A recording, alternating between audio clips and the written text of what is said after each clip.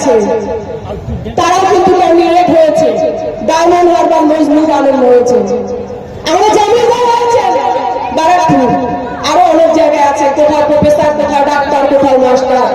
আশাসন চলেন নেতাদের দেখুন, এরা ক্ষমতায় আছে, তারপরে কোথাও অভিনেত্রী, খেলোয়াড়, কোথাও সেলিব্রিটি এদেরকে প্রার্থী করছে কেন বলুন তো? ভয়ে। আশাসনকে দেখে খুব ভয় লাগছে না?